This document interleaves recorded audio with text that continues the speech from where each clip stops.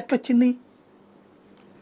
సన్నబియ్యం సాగు తెలంగాణకి ఎట్లా ఎక్స్ట్రా వచ్చింది? నెంబర్ 1 ఎట్లా వచ్చింది?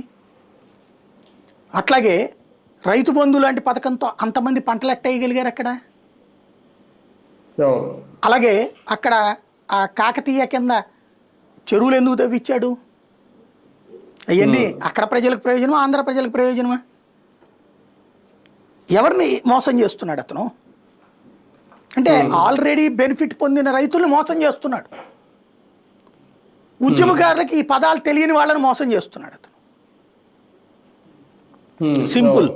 కేసీఆర్ ఆంధ్రాకి రావాల్సిన నీళ్లు దోచుకుంటున్నాడనినే కదా ఇంతకుముందు చంద్రబాబు, జగన్మోహన్ రెడ్డి ఒకళ్ళ మీద ఒకళ్ళు ఆరోపణలు చేసుకుంది. అంటే ఇక్కడికి రావాల్సిన నీళ్ళు అతను మధ్యలో నుంచి లిఫ్ట్ చేసేస్తున్నాడు కదా. ఆ లిఫ్ట్ పథకాలు బోర్డు పెట్టాడు అతను. లిఫ్ట్ చేసి నీళ్ళని తీసుకెళ్లి చెరువులోకి పోసేశాడు. ఆడ పొలాలు అందుకే పెరిగినాయి. ఒక్కసారి 2014లో ఉమ్మడి జిల్లాలు లెక్కేద్దాం. 23 జిల్లాలు ఉన్నాయి కదా, ఆంధ్ర 13, అక్కడ 10.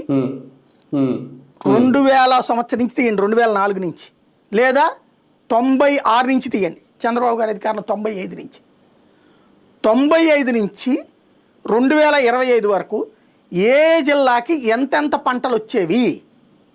తెలంగాణలో ఎంత, ఆంధ్రాలో ఎంత, ఏ జిల్లాకి, జిల్లాల వారీగా టోటల్గా.